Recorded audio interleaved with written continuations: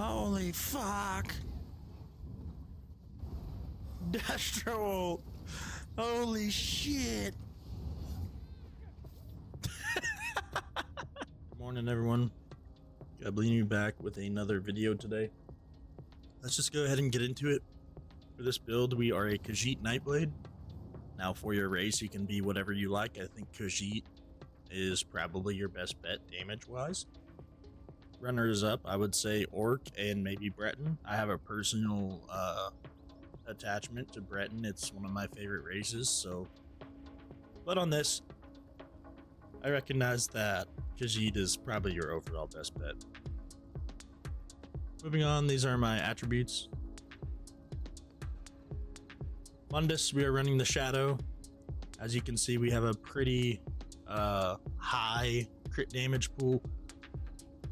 Gets buffed to 60% when we're fully buffed, and with off balance that we have, we can essentially get an additional 10% just on our damage done. So in essence, you're kind of pushing 70% crit damage done at peak, or really 60% crit damage done plus 10% just from off balance. But in any case, Vamp stage 3, as always, we have no sustain issues, so we might as well run Vamp and get 10% mitigation.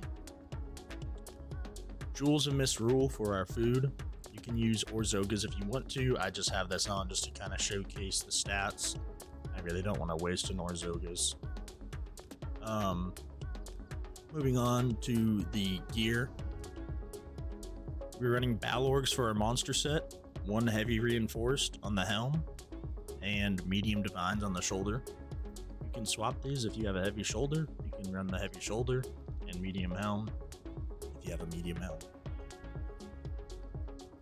Trainee, chest piece reinforced as always, standard across any class or setup pretty much in the whole game right now. Moving on to our front bar set, we are running Wretched Vitality, 1 Nirnhone Mace, 1 Sharpened Mace, 1 with a shock damage, 1 with a disease. However, I will say I am fond of running poisons. Sometimes these crown lethals, I have so many of them that sometimes I just throw them on. And I also have these damage health poisons that do a cost increase. I use these kind of just really whenever I feel like it. These ones are really strong, but I will say if you just wanted to go with some glyphs, I would probably do this setup for your burst. Moving on to the rest of the Wretched Vitality, we are running heavy reinforced legs, medium divines gloves, and medium divines boots. Pretty much our whole setup here will be 4 divines. So moving on to our back bar set is Rallying Cry. Very typical. This really isn't anything new for NIGHTBLADE. We can get away with running divines here. If you're not familiar with Rallying Cry, I'm sure all of you are, but we can get away with stacking divines here because we don't need to run any in-pen because Rallying Cry gives us a ton of crit resist. So 4 divines. The Rallying Cry piece we have on is the light belt. This is the most optimized place to put this piece. And then moving on, we're running a Rallying Cry necklace infused with a weapon and spell damage glyph, and a Rallying Cry ring with a weapon and spell damage glyph infused also. Mythic, we're running Markin infused. Now this cost increase is just pulled. Cost decrease enchant is just pulled from another build. I didn't bother to change it, but we don't even need it on, so if you want, you can put this reduced cost glyph on, or you can just run the weapon and spell damage.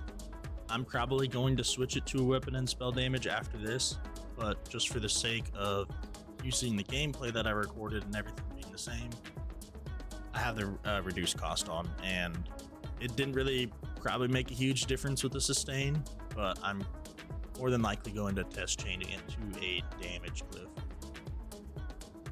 And then for our last Rallying Cry piece, we are running the Ice Staff back bar, defending with a weapon damage enchant on the back. pretty standard. This setup is probably been used by me across other classes as well, including Necro, Sork, really just about anything, Warden even. It's really overall just a really great, well-rounded, strong setup, especially for NIGHTBLADE 2, because we can build so high into crit. It just works really well. So in any case, let's go ahead and just move on to the skills. For our front bar, we are running surprise attack. Now, if you want, you can run concealed weapon. I'm not. This applies the sundered status effect, which is going to give us minor breach on our enemies, basically, which is going to increase our penetration. Not only that, if we flank them or hit them from the flank, we can proc off balance on them, which will give us 10% damage done for 7 seconds. Also, what's kind of nice about this is if you're not cloaked, it will crit strike every 3 seconds. So moving on, Merciless for our bow proc. I kind of messed around running the stamina version. However, I really just didn't notice a huge difference, and I'd rather go Merciless here just because I can kind of offset how much stamina I'm using. Originally, all the skills on this front bar were stamina, and I was like, well, we'll make it a little more well-rounded, and we'll just go Merciless. They basically do pretty much the same thing. Merciless will give you a bigger heal off the damage dealt, and the stamina version will just give you more weapon and spell damage on the stacks. So moving on to our brutality and sorcery buff, we also gain minor courage from this. Power extraction. It's also going to apply minor cowardice to the enemy. Super strong skill, really stacked in the buff and debuff department. What it gives us, great skill to put on. Siphoning attacks. Now this is really nice just for any sort of time you might find yourself a little low on sustain but high on health. You can pop this really quick, and it's like NIGHTBLADE's little dark deal. Really great skill. Not only that, anytime we deal any damage, we're going to heal for a little bit and restore some resources. So now this is kind of a flex spot. I'm running Race Against Time here for the major expedition and minor force. Not only that, we're also going to gain snare and immobilization immunity from this, or well, whenever we pop it, we can cleanse snares, I should say. You can put some other things here if you want to. I know my friend is really a big fan of Phantasmal Escape. While this is a really stacked skill as well and could easily go here, I just really like the minor force and then having the extra movement speed on my front bar. You could do either one though, it'd be fine.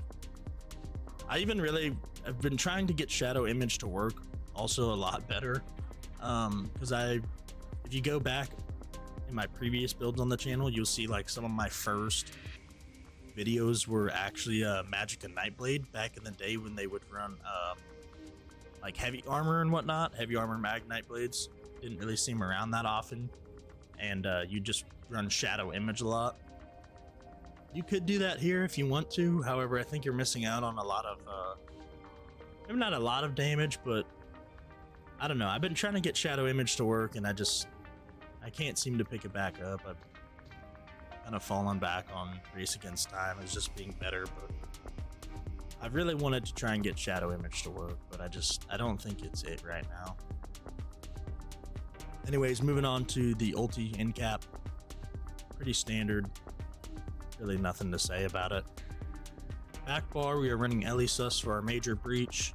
Not only that, it will give us burning, chilled, and concussion status effects. Refreshing path. Not only will this also give us major expedition, but it's going to give us all the minor sustain buffs as well. It's a nice heal over time. Really just a great skill. Healing Soul for our burst heal. Now, if you don't have the scribing, you can run Healthy Offering instead here. but I really just like Healing Soul. Not only do you gain magic and stamina back for casting it, you also can give yourself major vitality, which is super helpful as well. Cloak is going to be our major prophecy and savagery buff, but not only that, we pop Cloak every once in a while just to, you know, either break some time in the fight to get ourselves some breathing room if we need to.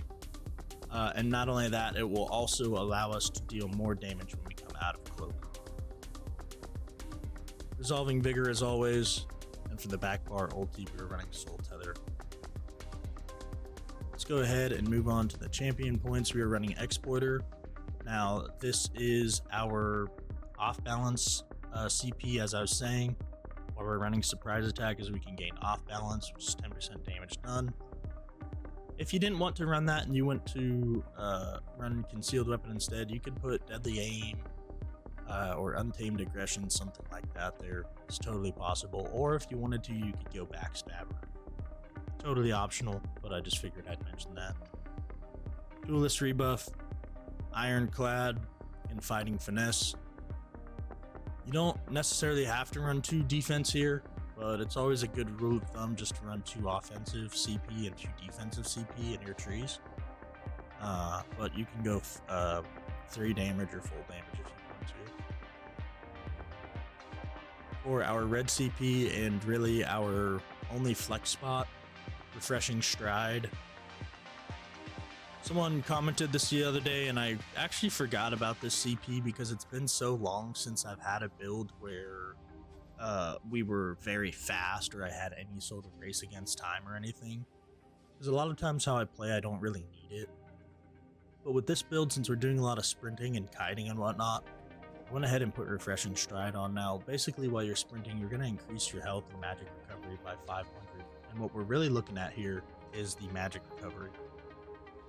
Basically, if we can, you know, heal up real quick, pop race against time on the front bar, and sprint away, we can get tons of magic back just for kind of giving or breaking distance away from whoever's chasing us, which is super nice because that just means you can last in your fight longer.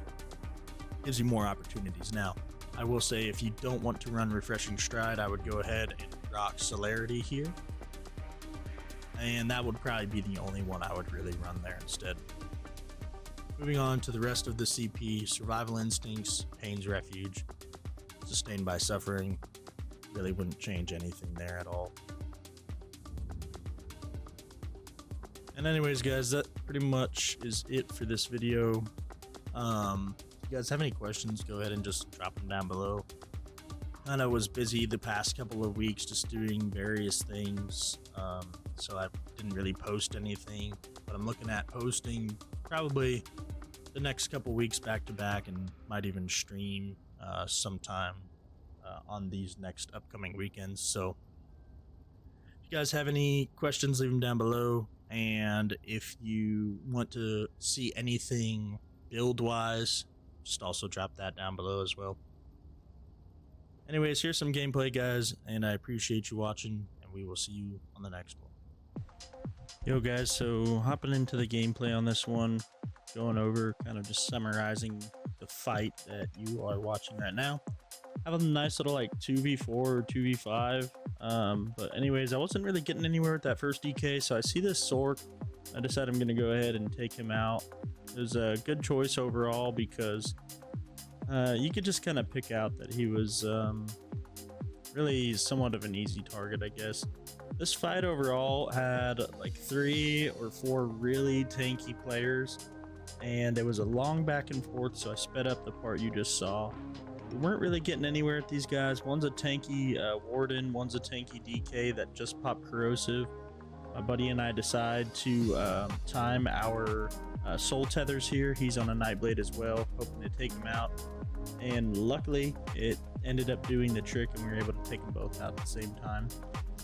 I think the DK actually comes back here like insanely fast, and we just try and take out the Necro. Overall, just kind of like another little thing where the dudes were just so tanky. As you see, the DK gets rezzed or something like that. The DK Warden come back really quick. take the warden out again because he has no resources. Obviously, he just got rezzed or something. And now we're going back after the necro, just kind of kiting super tanky sword and board necro, fast forwarding through this part a little bit. Really was just like going back and forth the whole time with them, with how tanky they were. Going back into normal time, the necro just actually decides to leave, and we picked the DK off right there. It just kind of kept going back to us over and over again. And the last one is the warden. This was the very last one we killed, and then they just stopped coming back. So all in all, I want to say, I don't recall if this teammate was here the whole time or not, but yeah, like 2v5 or 3v5 or whatever.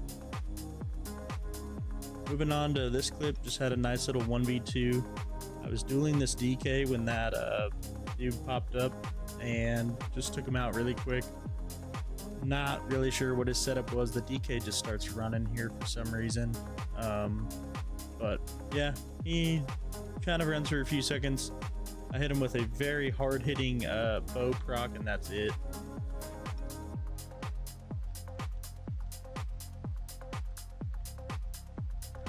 Moving on to this little duel I had with this DK today.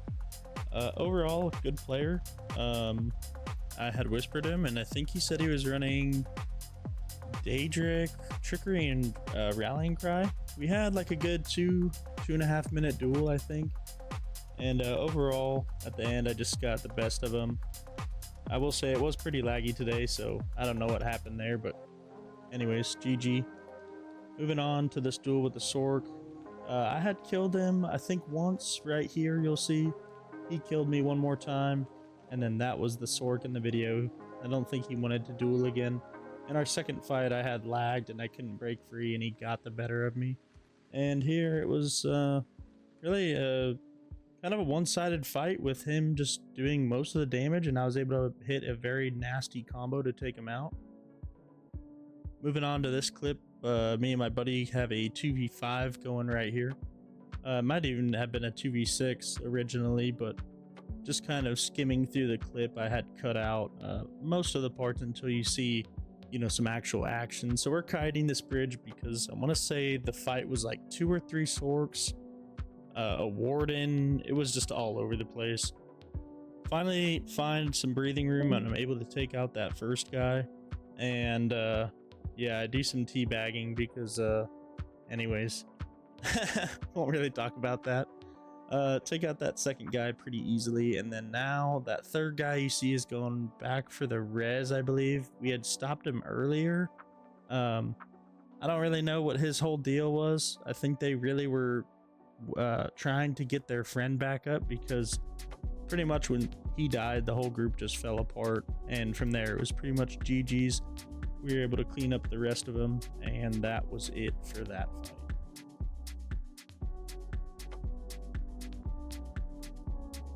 fight. Going on to fighting these blues. See me pick up a quick kill right at the start. Just kind of resource farming, and these dudes, I believe, happen to just show up. We have this red over here. We pretty much completely ignore him. I think he was like a permablock tank healer. Really not concerned with wasting my time trying to DPS those guys. Take out that NIGHTBLADE real quick, and then it just leaves this DK. And he really doesn't stand a chance either. This build has so much burst.